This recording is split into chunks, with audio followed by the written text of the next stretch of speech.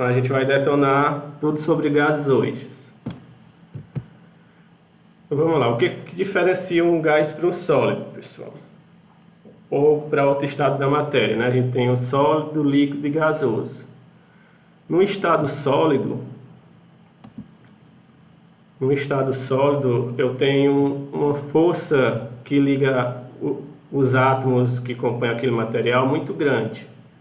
Então esses átomos têm um volume bem definido e uma forma bem definida. Então se eu pego algo sólido, como essa caixa aqui que eu estou segurando, ela tem um volume bem definido e uma forma bem definida, certo? Isso porque essa força que junta as suas moléculas, átomos, é muito forte, certo? Já no estado líquido, essa força de interação entre as partículas já não é tão forte, ela já é uma força fraca. Como consequência disso, o objeto ele perde essa forma bem definida, mas ainda mantém um volume bem definido. Ou seja, se você pegar 1 litro de água e botar em vários recipientes, esse 1 litro não vai deixar de ser 1 litro, né? Se você muda de um recipiente para outro. Agora a forma, ele vai adotar a forma do recipiente onde ele é colocado. Ele não possui uma forma bem definida.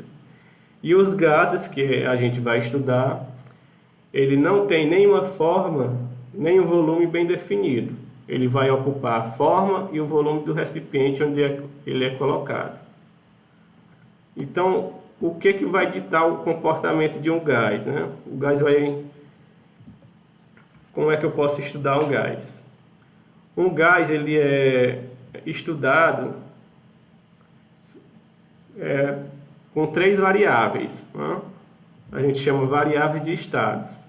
Essas variáveis que vão ditar o comportamento térmico do gás. Quais são essas variáveis? A pressão, aquele gás vai estar submetido, a temperatura e o volume. Essas são as variáveis que vão ditar o comportamento térmico deste gás. Alguns autores costumam acrescentar também o número de mol, certo? Mas o número de mol, se você confina este gás em um sistema fechado, ele não vai mudar. Essa quantidade de matéria que tem no gás, ela não vai mudar. Então, como é que a gente vai trabalhar nessas aulas com foco no Enem, né? Eu sempre vou garimpar o conteúdo na internet para vocês, né? Tem um breve resumo aqui do conteúdo, tem um mapa mental e uma lista de exercícios. Certo? Então, eu vou pesquisar os melhores resumos e vou colocar lá na sala de aula para vocês. O intuito é que vocês vejam isso antes da gente se reunir, né? E quando a gente se reunir, a gente se reúne mais para atacar as questões mesmo, certo? Mas como é essa nossa primeira aula, e eu não tinha falado nada com vocês, né? Mas o intuito é isso, é fazer uma dinâmica diferente. Vocês têm posse do material, primeiramente, vão dar uma olhada no material, nos conceitos, e depois a gente ataca essas questões de vestibulares e do próprio Enem. Certo? Então, vocês podem interromper a qualquer momento, pessoal. Isso é para explorar as dúvidas que vocês têm mesmo, certo? Não, tem um professor meu que costumava dizer que não existe dúvida boba, né? Existe o bobo que não faz perguntas. Então fica com aquela dúvida e não tira quando tem oportunidade, certo? Então, quais são as características dos gases, né? Como eu já havia falado, ele não tem forma nem volume bem definido. Eles são compostos de moléculas ou de átomos. Criaram um modelo chamado de gases ideais, certo? Esses gases ideais, as leis da termodinâmica, elas vão ser válidas para estes gases ideais. O que é estes gases ideais? É um modelo onde o tamanho das partículas que compõem este gás podem ser desprezadas E as interações entre essas partículas também podem ser desprezadas. E as colisões que essas partículas fazem no meu recipiente, elas são elásticas, ela não tem perda de energia, certo? Então ela não vai perder energia quando se choca com a parede de um recipiente. Então aqui, vocês já viram isso no segundo ano, né? Vou passar mais rápido, que é para relembrar. Então as variáveis de estado que ditam o comportamento térmico deste gás, como eu já havia falado anteriormente, é pressão, volume e temperatura. Então se eu modifico uma dessas variáveis, se eu aumento a pressão, se eu diminuo a temperatura ou altero o volume, isso vai ter consequência no meu sistema. Como é que essas três variáveis se relacionam? Eu tenho a chamada equação de Clapeyron, certo? Que relaciona a temperatura, volume e pressão, as três variáveis de estado.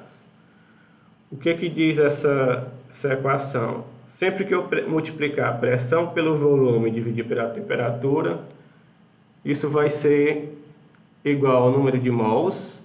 Vocês estão lembrados do número de mols lá da química? O número de mols é a massa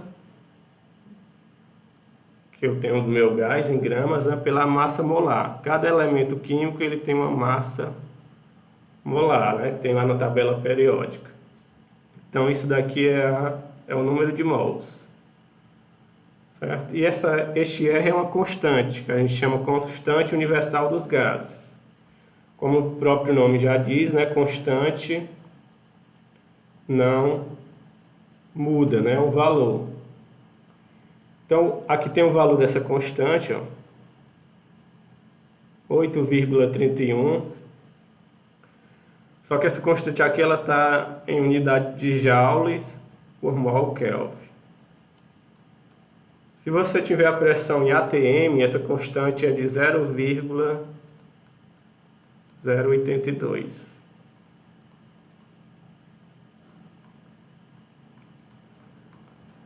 Certo? Unidade diferente, eu tenho uma alteração neste valor numérico, né? Isso corresponde à mesma constante.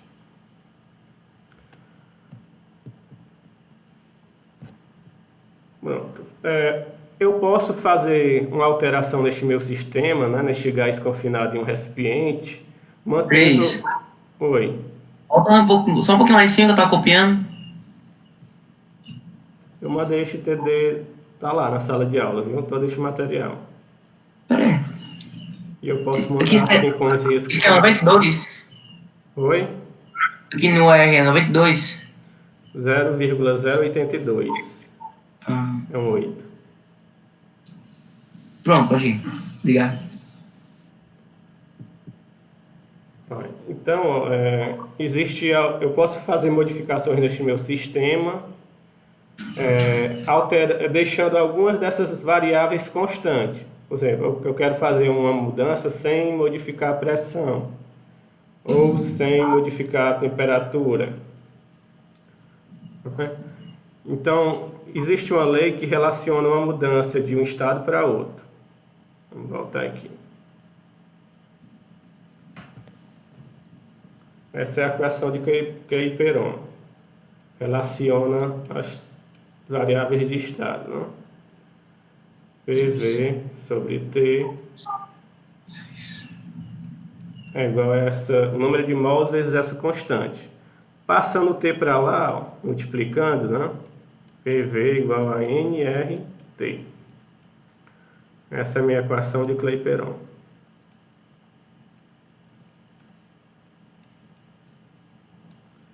Então ela vai ditar o comportamento térmico de um gás a uma certa pressão, temperatura e volume. Só que eu posso modificar este gás alterando aqui essas variáveis, né? Eu tinha um certo gás que estava, vamos supor, 30 graus Celsius, que estava a uma pressão de 2 atm, e ele ocupava um volume de 30 litros, né? Um exemplo. Então eu quero modificar essas variáveis. Eu quero aumentar a temperatura para 50 graus Celsius. Vou aumentar o volume desse recipiente para 40 litros e vou colocar uma pressão agora de 5 atm. Será que existe uma forma de relacionar estes dois estados? O estado que eu vou chamar aqui de 1 e o estado 2, após fazer essas alterações nessas variáveis. Primeiro, se eu aumentei, o gás estava confinado aqui neste meu recipiente, e eu só fiz aqui aumentar o volume do recipiente. O gás que estava continua sendo aquele mesmo gás que eu tinha inicialmente. Então, o número de mols vai mudar?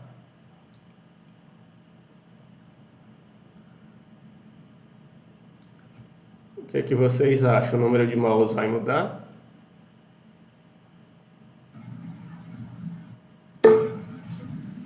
Não, exato. Como ele está confinado, o número de mols vai continuar o mesmo. Não, Bruno, o gás está preso dentro do meu sistema. É um sistema fechado. Então, se o gás não tem como sair dali, o número de mols continua o mesmo.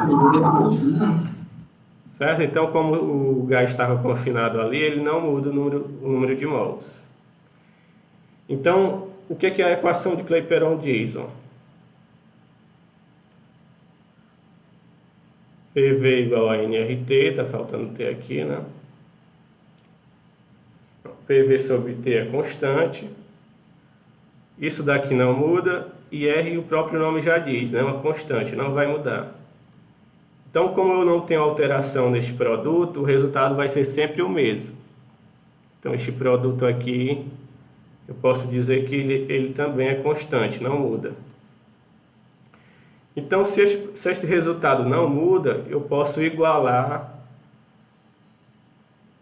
Eu tenho aqui o meu sistema inicial, P1 vezes V1 dividido pelo T1, vai ser o número de mols vezes R, e o P2, V2 sobre T2, vai ser N vezes R. Ou seja, isso daqui não muda, eu posso igualar o primeiro lado aqui antes da igualdade com a do segundo estado, não? Então eu posso igualar, dizer que P1 V1 sobre T1 é igual a P2 P2 sobre T2.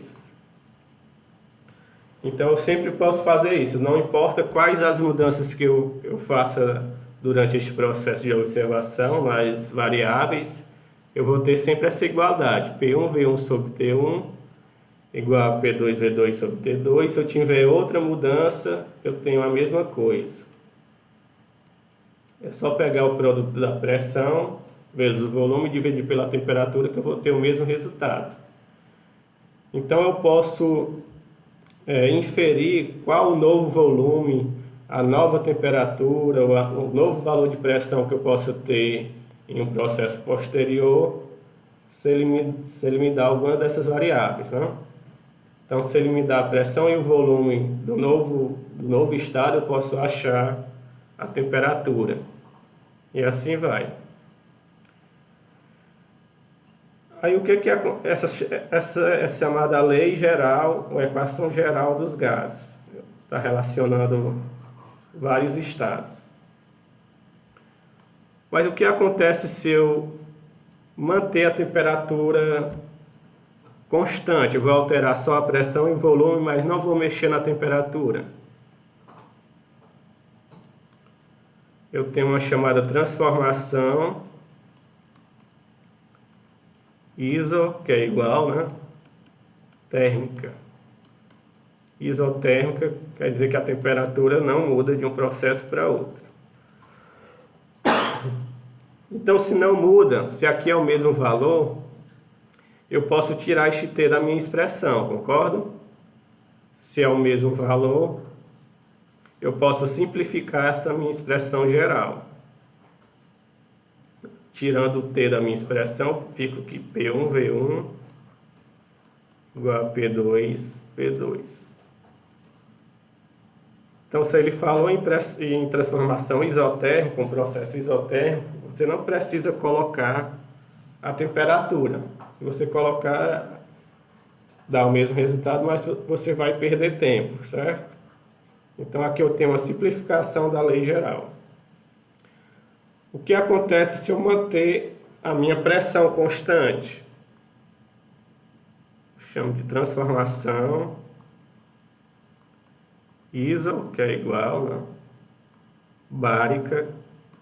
Bar é uma unidade de pressão, então a pressão não vai mudar.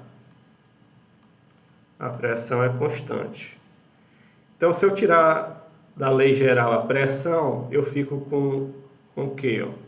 Tirar a pressão aqui, o que V1 sobre T1 igual a V2 sobre T2.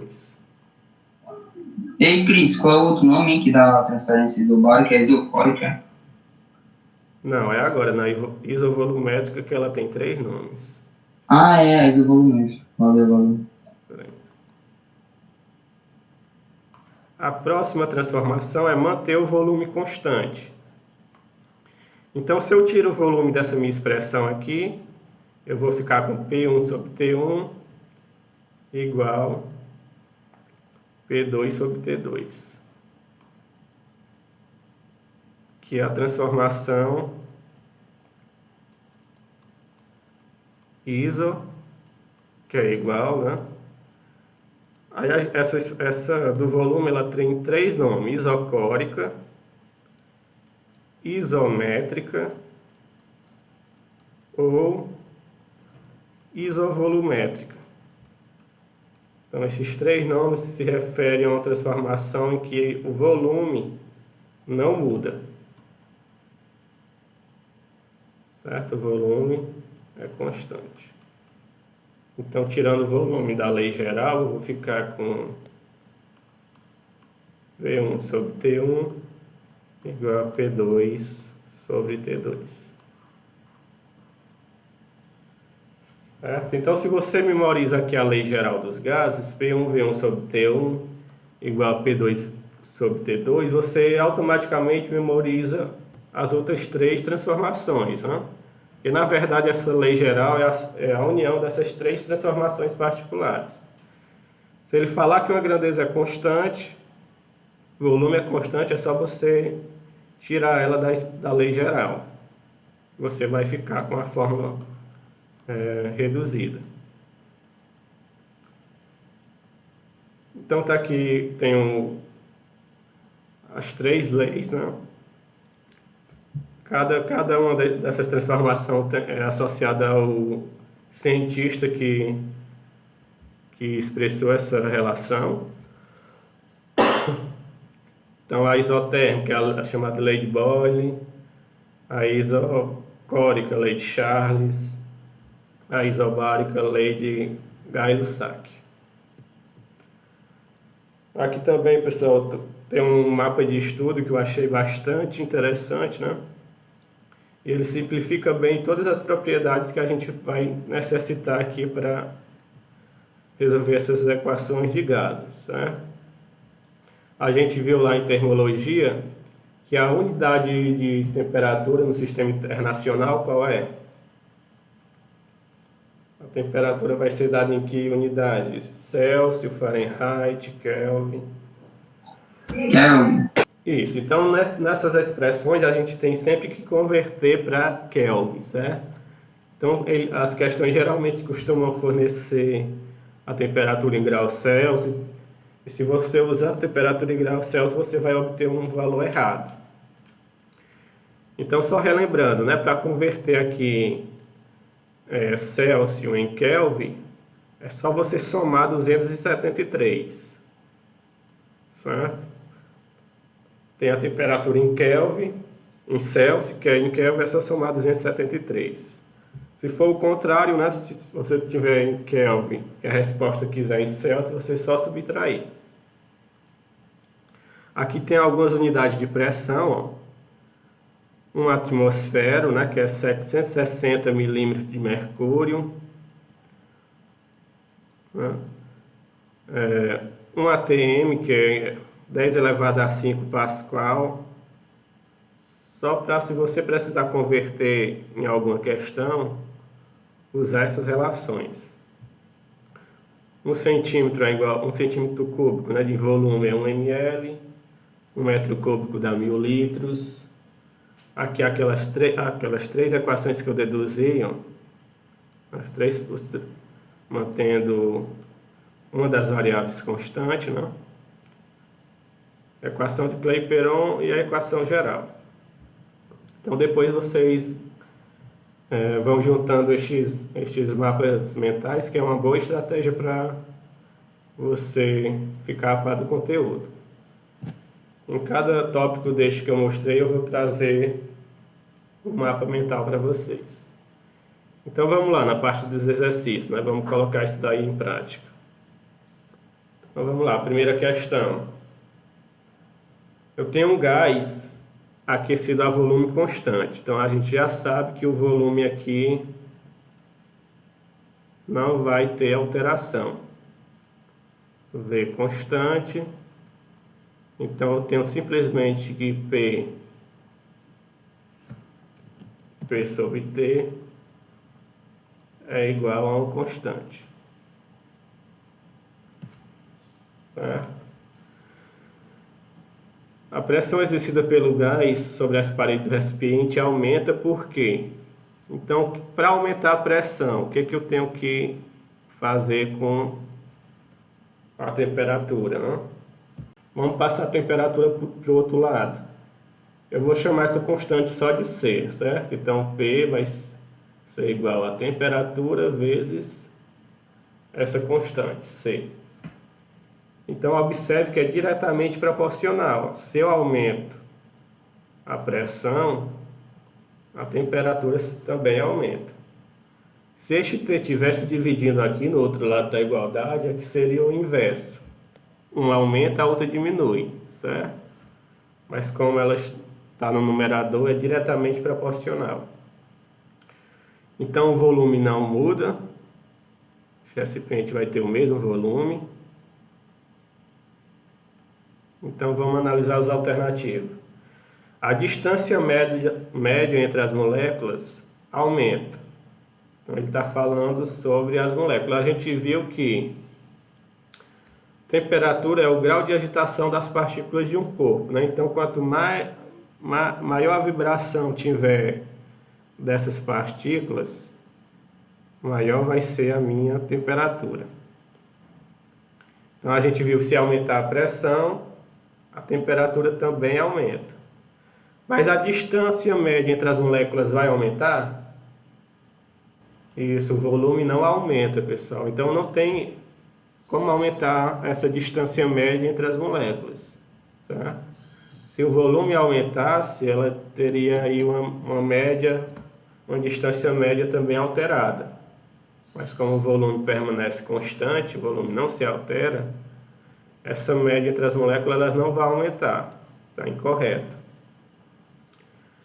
O item B. A massa específica das moléculas aumenta com a temperatura. Lembra que a gente está tratando de gás ideal, né? No gás ideal, o tamanho dessas partículas é desprezível, certo? E a massa ela não vai aumentar com o aumento da temperatura, não. Certo? Incorreto. O item C. As moléculas passam a se chocar com maior frequência com as paredes do recipiente. Está correto isso?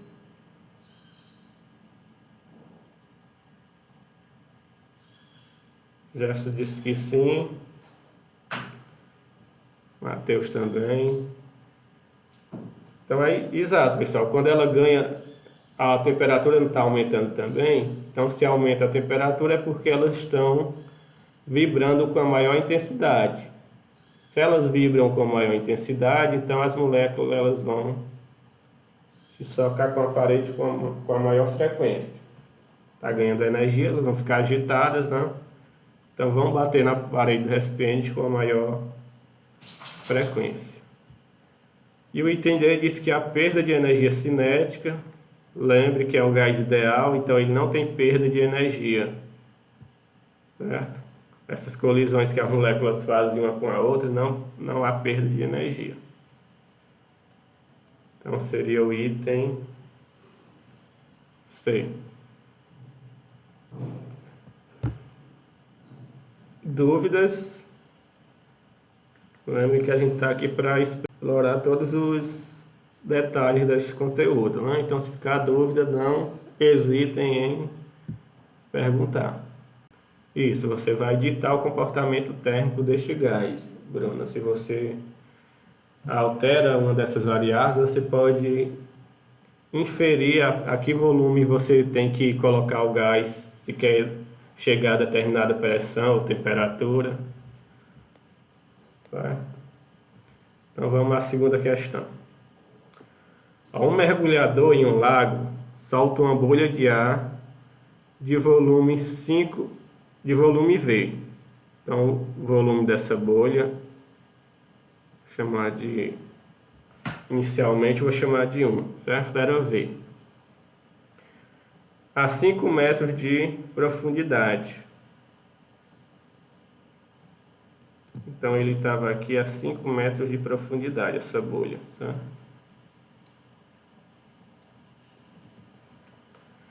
A bolha sobe até a superfície. Então aqui eu já tenho outra etapa que eu vou chamar de 2, não? Inicialmente, que estava a 5 metros de profundidade, aqui eu vou chamar de 2, que é na superfície. Onde a pressão é a pressão atmosférica. Então a pressão aqui na superfície, vou chamar de pressão 2, é a pressão atmosférica, que é de 1 atm, né? 1 atmosfera.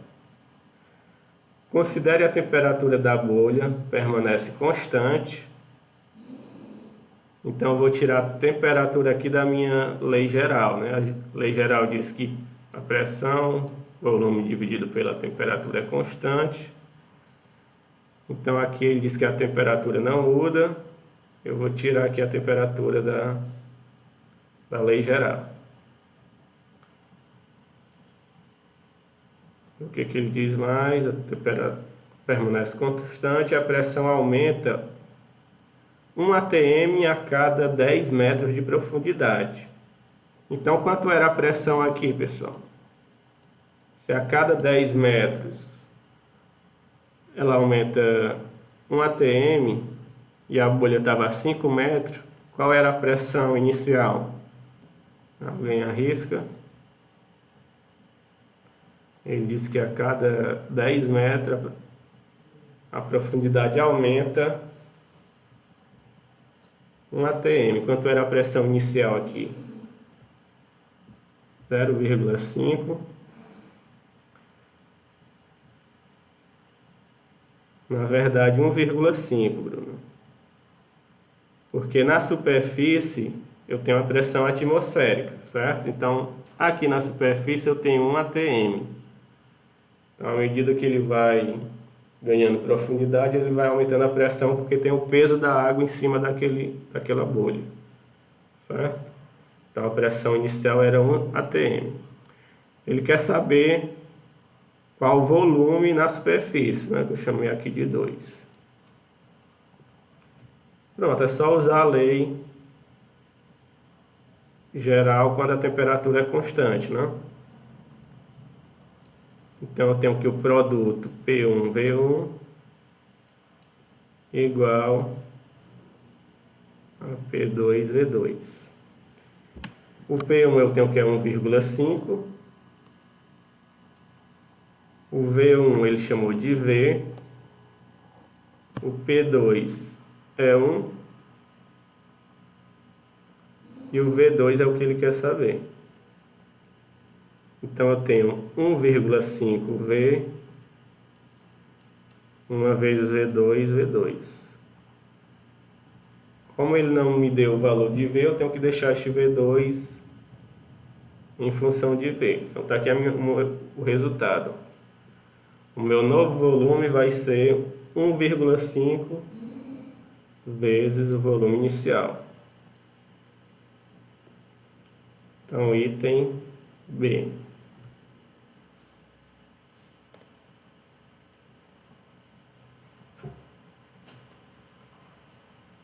Dúvidas?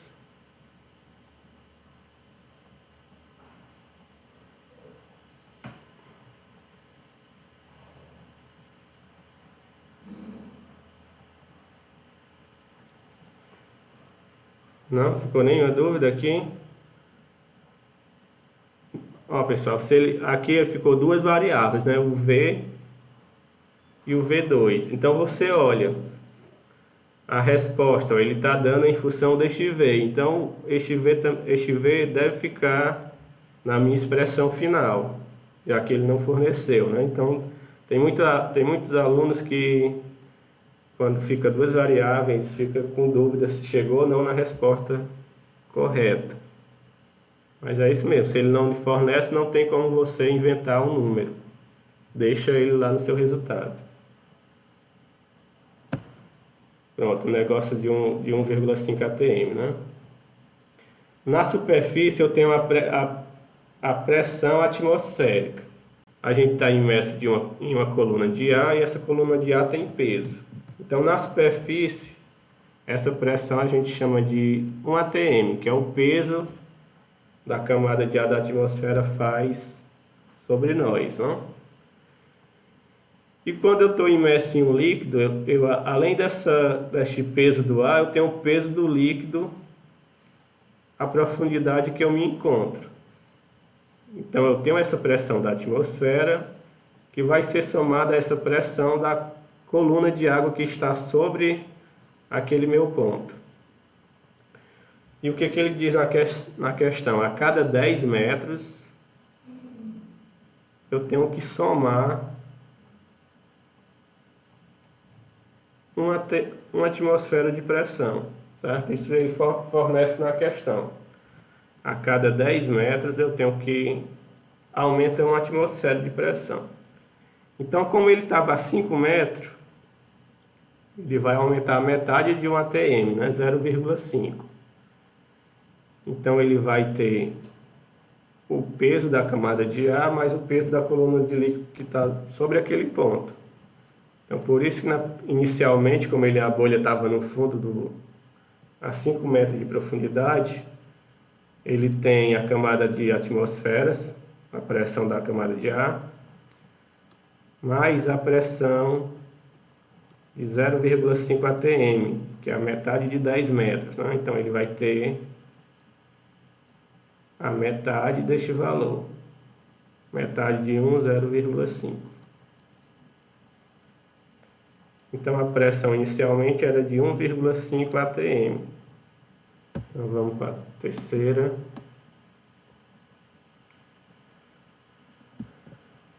Da PUC de Minas Gerais, né?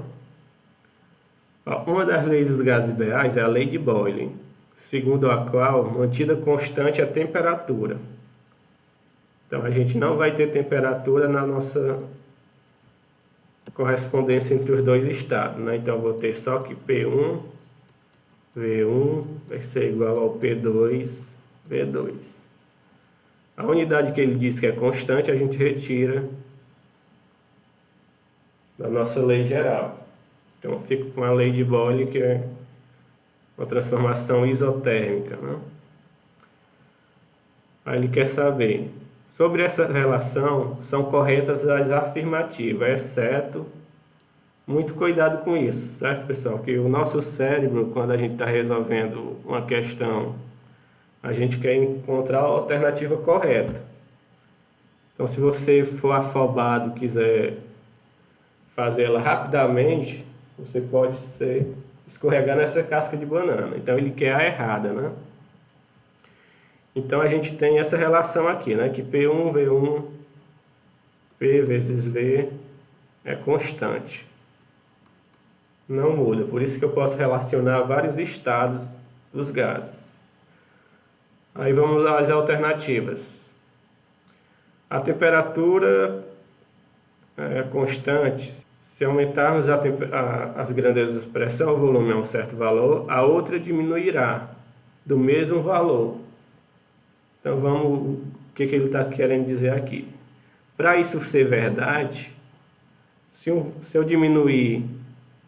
aumentar o meu volume de 2, a outra grandeza eu tenho que diminuir 2 para isso permanecer correto.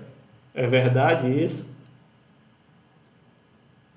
Se eu tenho um produto, vamos colocar dois números aqui qualquer, 5 e 8, vamos lá. Dizer que a pressão é 5 e o volume é 8.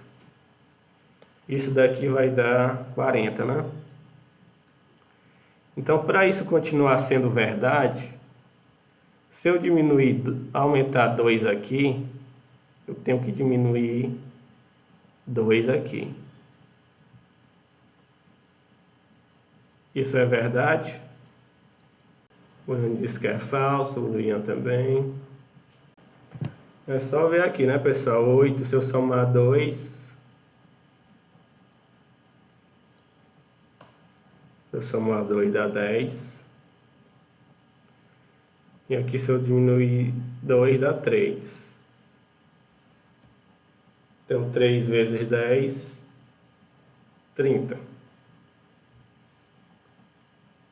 Então, ele está dizendo aqui que se a temperatura for constante, se aumentar uma das grandezas de um certo valor, a outra diminuirá do mesmo valor. Então, essa daqui está incorreta.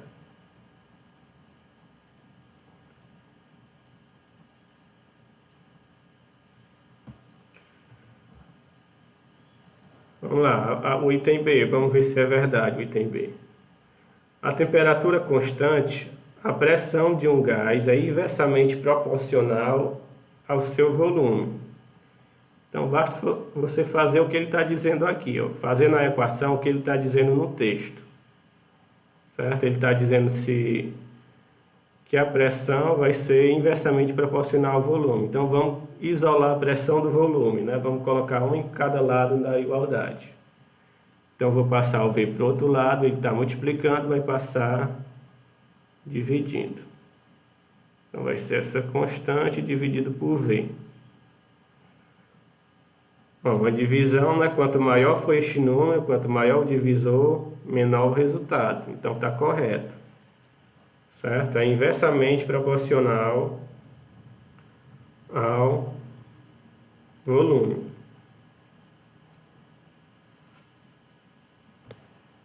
Então, correto, né? O item B.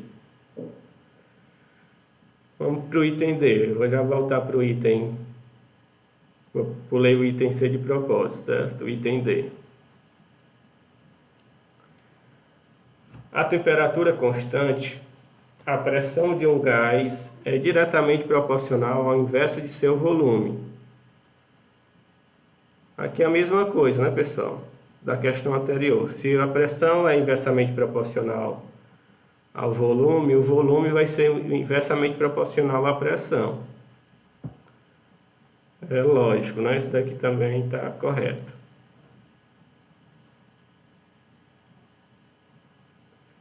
O item E. A temperatura constante, multiplicando-se a pressão do gás por 3, seu volume será reduzido a 1/3 do valor inicial. Então, novamente, faz na equação o que ele está dizendo no texto. Aí você vê se essa igualdade vai permanecer ou não.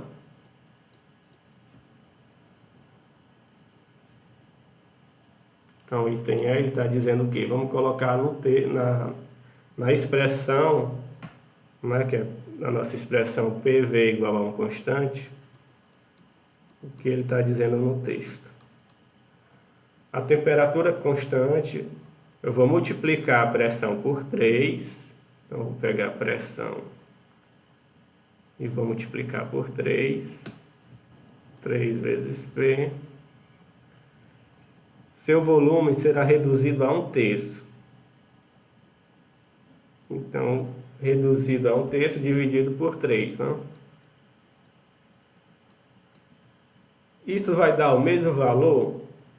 Vai, ó, porque eu posso simplificar aqui o 3 com 3. Então, se eu estou multiplicando o numerador e estou dividindo pelo mesmo número, eu não estou causando nenhuma mudança, vai ficar inalterado. Certo, pessoal? Então, está correto isso, não vai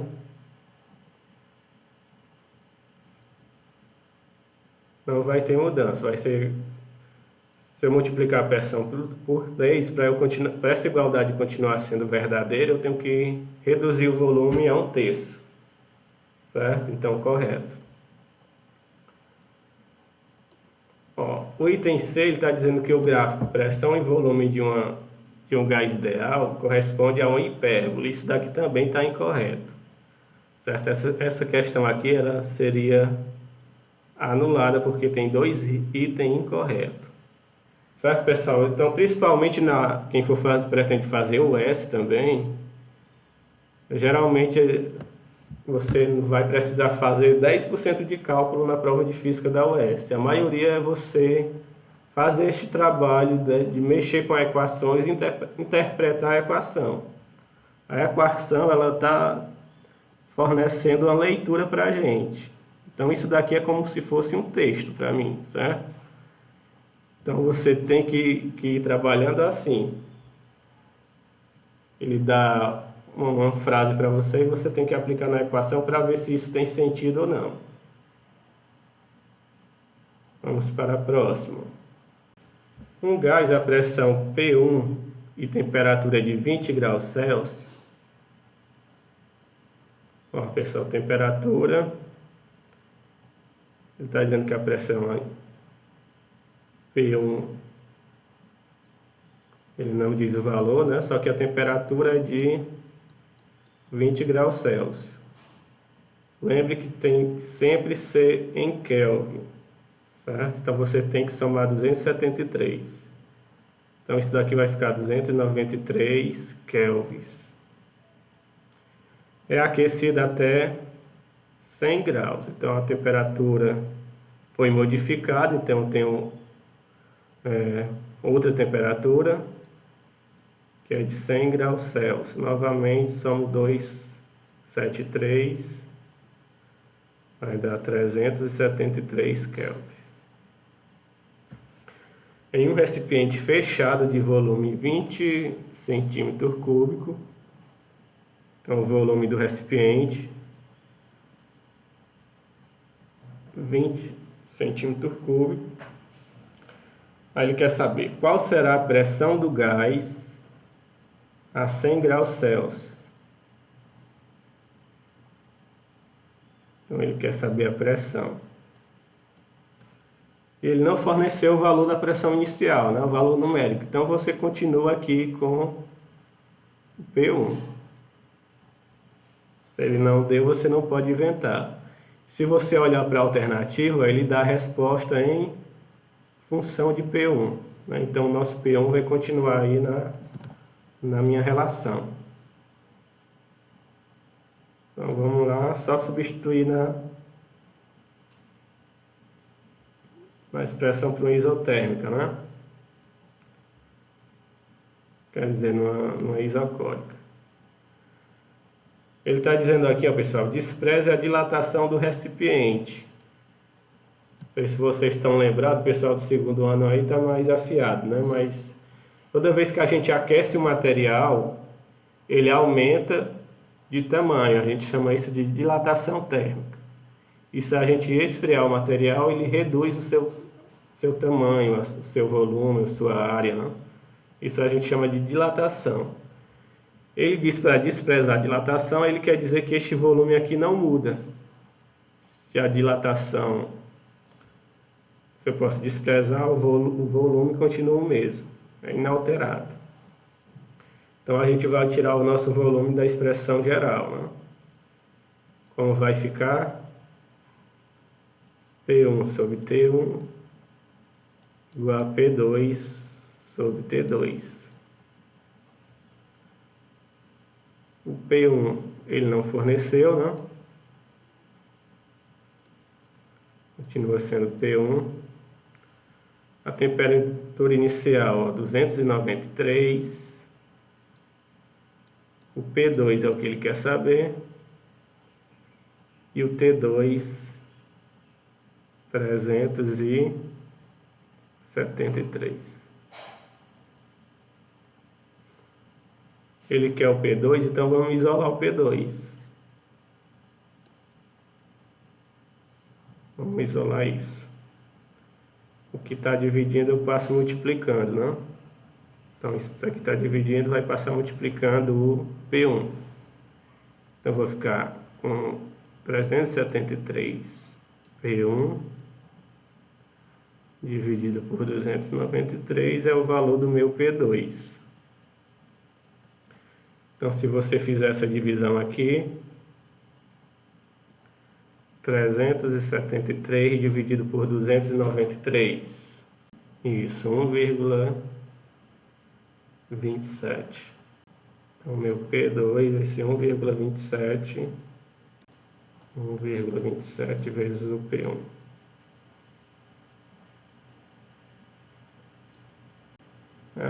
Antes da gente visitar o conteúdo, a gente se pegasse uma questão dessa, vocês poderiam achar muito difícil, né? Principalmente o pessoal do terceiro, que viram no ano passado. Mas você vê que é das principais universidades do Brasil, federais, né? E é bem simples quando você consegue destrinchar cada termo na leitura dessas questões, né? Se torna muito, muito simples. A minha intenção é resolver umas 10 questões com vocês e as outras vocês tentarem, né, para colocar em prática. E na próxima segunda, vocês, caso não tenham conseguido resolver alguma delas, vocês trazem para a gente resolver aqui. Questão de número 5. O volume de uma dada massa de gás será dobrado.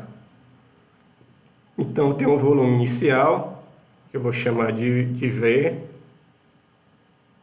certo? E o que ele diz? Que este volume será dobrado. Então, meu novo volume vai ser o que eu tinha inicialmente, duplicado por V, 2 vezes, né? Isso que significa dobrar uma coisa, multiplicar por 2.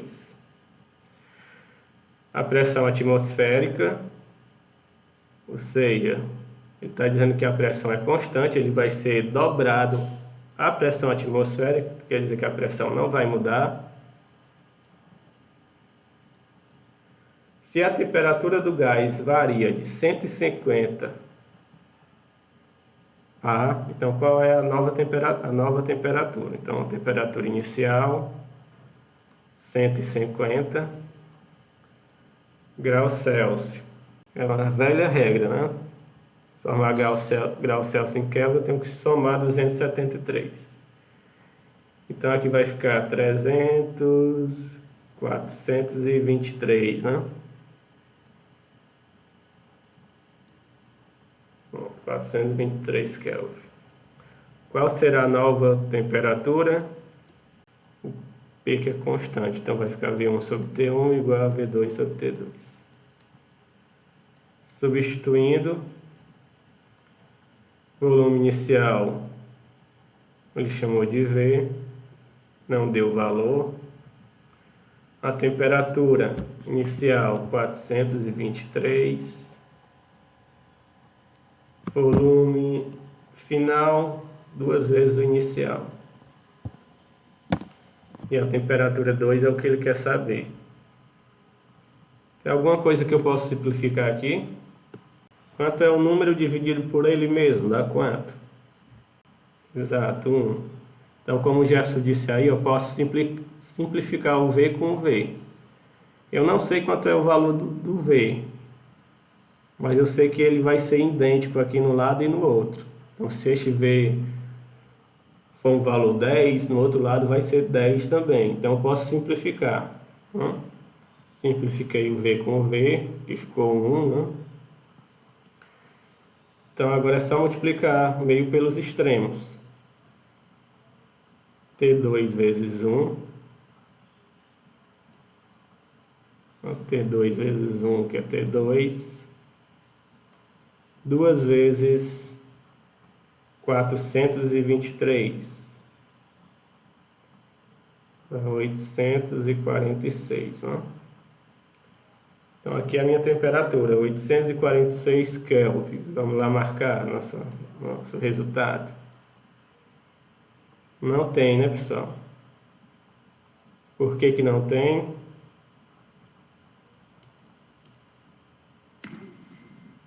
Celsius. Oi? Não ouvi. Tem aqui transformar Kelvin para Celsius. Exato. Então ele está dando a resposta em graus Celsius. Eu vou obter a resposta sempre em Kelvin. Então, se para transformar para Kelvin eu somo 273, para voltar para Celsius é só fazer o contrário. Então vamos subtrair aqui 273. Isso vai dar a temperatura em graus Celsius.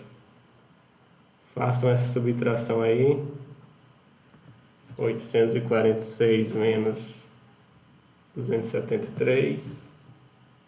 Pronto. Está aí nossa resposta. 573 graus Celsius. Então não se desespere se você faz um cálculo e confere a resposta não tem um valor. Você tem que ver se realmente está na unidade que ele está pedindo na resposta.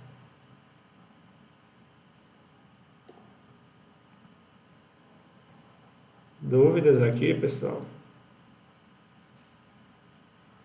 Ei, Cris, se o senhor fez as contas aí com Kelvin, por que a resposta dele é Celsius? É o vestibular querendo lhe complicar.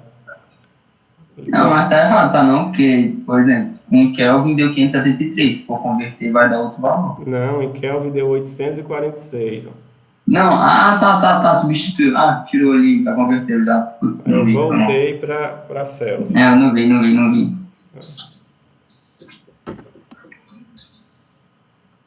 Vamos analisar a próxima. Um recipiente contém 20 litros de oxigênio. Então, volume... É difícil. Ok, Matheus. Não, aqui. Tava falando aqui. Não, o recipiente contém 20 litros de oxigênio a 2 atm e a pressão de 227 graus Celsius. Então, aqui tem as variáveis iniciais dele, né? B1, 20 litros, pressão inicial 2 atm, a temperatura inicial 227 graus Celsius. Então, a gente sempre tem que trabalhar com Kelvin, né? Então, essa soma aqui vai dar 500. Qual será o valor da nova pressão?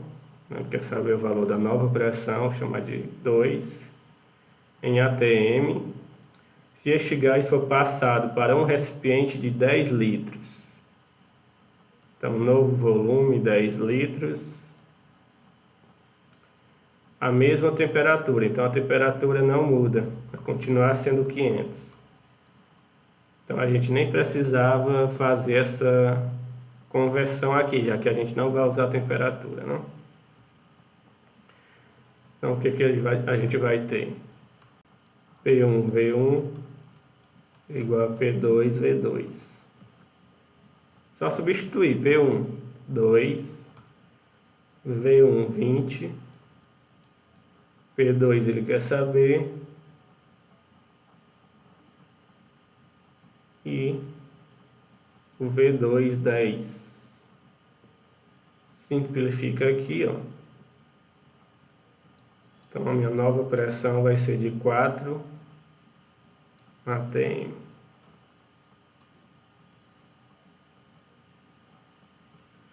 Essa aqui é a minha sexta questão.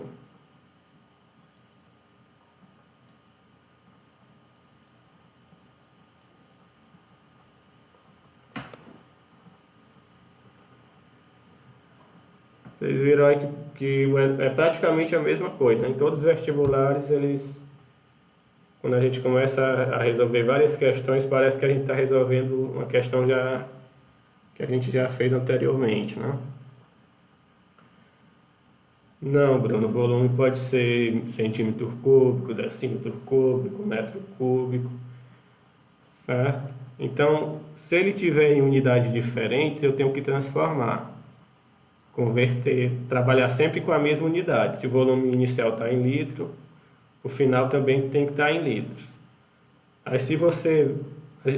Vai ter questões aqui desse tipo, né, que a gente vai precisar converter, porque eu tenho unidades diferentes, certo? Então tem questões que elas, para dificultar, botam unidades diferentes. Então a gente tem que converter. Então se você pega uma questão que as unidades são idênticas, você não precisa se preocupar em se transformar. Agora, se ela estiver trabalhando em unidades diferentes, você tem que colocar na mesa. Vamos lá, sétima. A matéria se apresenta em 3 estados físicos: sólido, líquido e gasoso. Em relação aos estados físicos da matéria, pode-se afirmar: os sólidos possuem forma indefinida. É correto isso, pessoal? Um objeto sólido possui a forma indefinida? Não, é exatamente o contrário, né? Ele possui forma e volume bem definido. O estado gasoso é o mais organizado. É o mais desorganizado, né? Que as moléculas estão vibrando sem nenhuma interação. É o mais desorganizado, não? O item C. As partículas que constituem o material sólido estão bem organizadas. Interagem fortemente umas com as outras. O que vocês acham deste item C? Verdade, acho que sim. Exato, pessoal. É isso que define um estado sólido, né? Essa força que a gente chama de força de aglutinação, que é muito forte, faz com que essas moléculas estejam bem ali organizadas. E essa força é a que dá essa característica de volume e forma bem definida. Então, este é o nosso item correto. O D está errado onde? A força de atração entre as moléculas dos materiais no estado líquido é mais intensa do que no estado sólido. É o contrário, né? A força no estado sólido que é mais intensa do que no líquido. Está invertido aqui. Jefferson, elas interagem em qual estado? Está dizendo?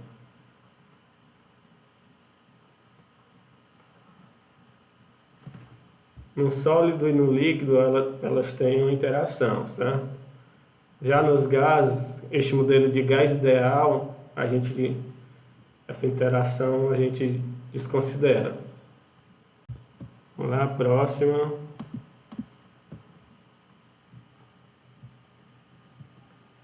Está terminando as 10 que eu me propus a fazer, pessoal. E se vocês... Fica com um exercício aí para vocês, sem obrigação, né? A texto de vocês se aprofundarem mesmo nas outras questões. A oitava.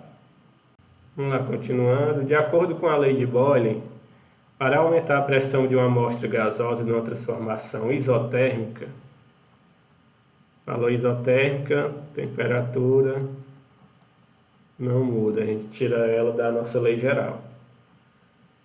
É necessário aumentar, então ele quer dizer que eu vou aumentar a pressão, então vou ter P vezes V igual a constante. Se eu isolar a pressão, tenho que passar este V dividindo, né, que está multiplicando. Então eu tenho aqui uma relação de inversamente proporcional. Se eu aumento o volume, a pressão diminui. Se eu diminuo o volume, a pressão aumenta. Então ele quer dizer, ó, para aumentar a pressão, o que eu tenho que fazer com o volume? Vou aumentar a pressão, o que eu tenho que fazer com o volume? Diminuir, exato. Eu tenho que fazer o inverso, não é? Relação de inversão aqui. Então, para poder aumentar a pressão, eu tenho que reduzir o meu volume.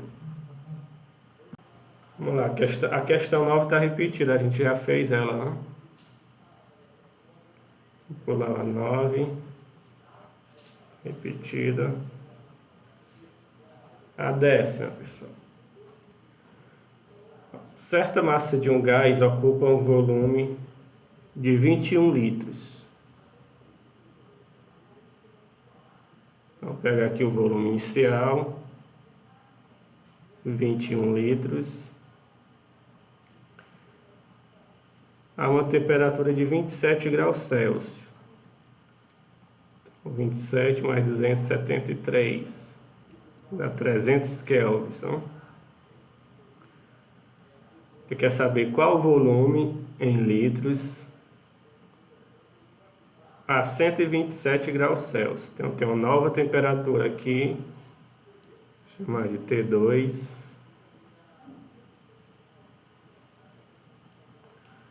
127 mais 273 dá 300, 400 Kelvin. Sabendo-se que a transformação é isobárica.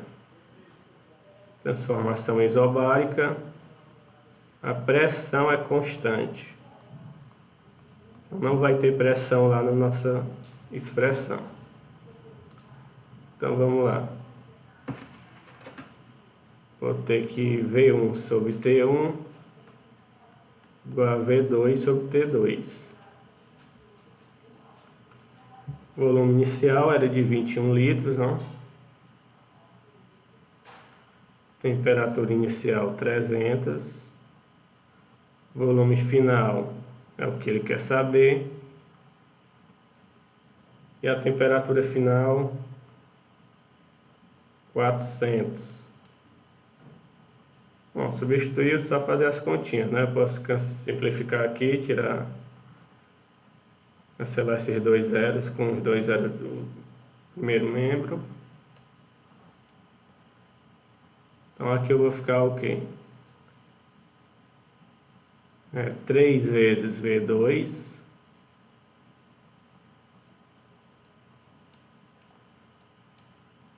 4 vezes 21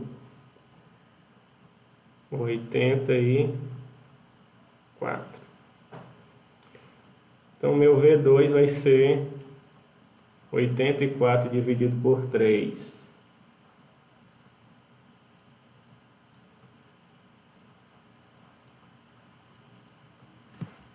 Dá igual a 28 litros.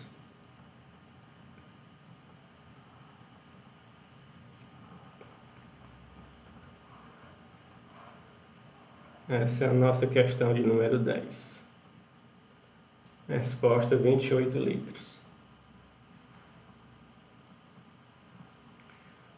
Dúvidas, pessoal? Deixa eu fazer só mais um aqui. A Bruna falou no negócio das unidades diferentes. Só mais essa, né? Só essa daqui a gente encerra. Questão de número 17.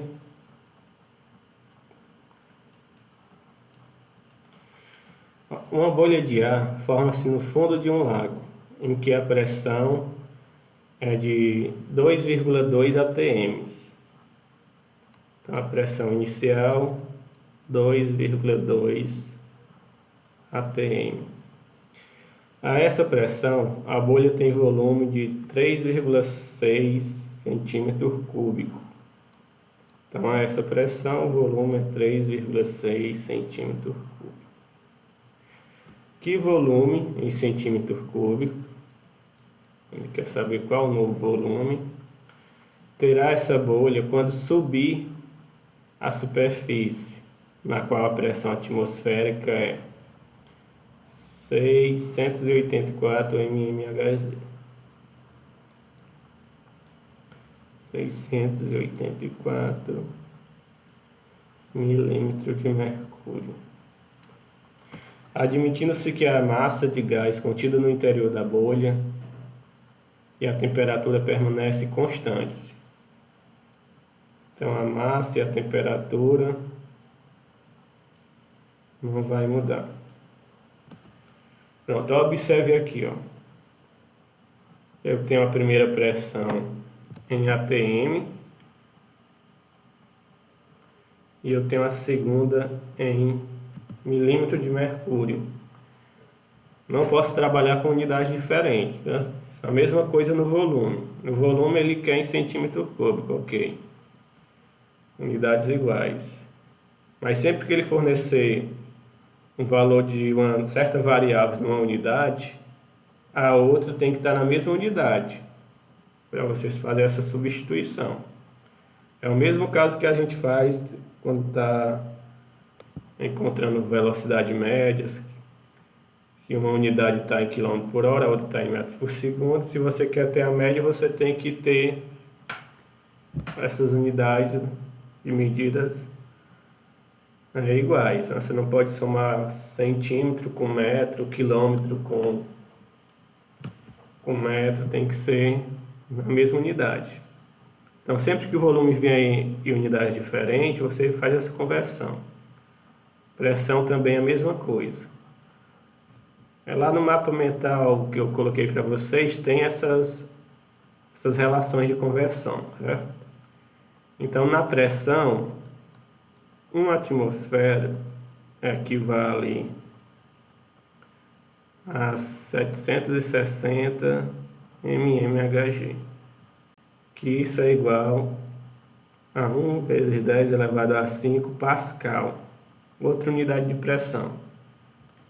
Então você pode fazer essas conversões, né? Então vamos converter isso daqui em atm. Você quer converter isso daqui em atm, é só dividir por 760, né?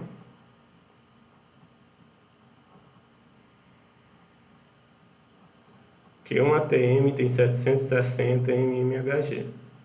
É como você fizesse uma regrazinha de 3. Ó. Um atm equivale a 760. Eu tenho 684. Vai equivaler a x. Então, se você fizer essa regrinha de 3, você vai ver que este valor x, 760 vezes x é 1 vezes 684, 684. Então, se você tem um valor em milímetro de mercúrio e quer transformar em atm, é só dividir por 760. Quanto é que dá essa divisão? 0,9.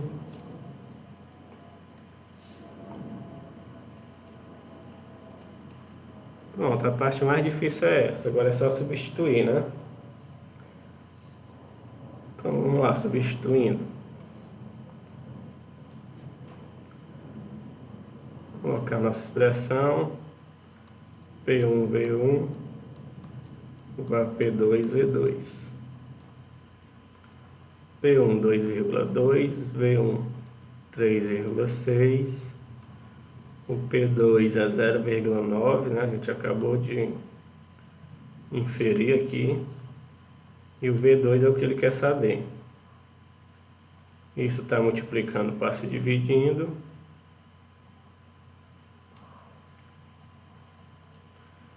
Então, meu V2 vai ser 2,2 vezes 3,6 dividido por 0,9. Isso, 8,8. Então, o volume final, 8,8 litros.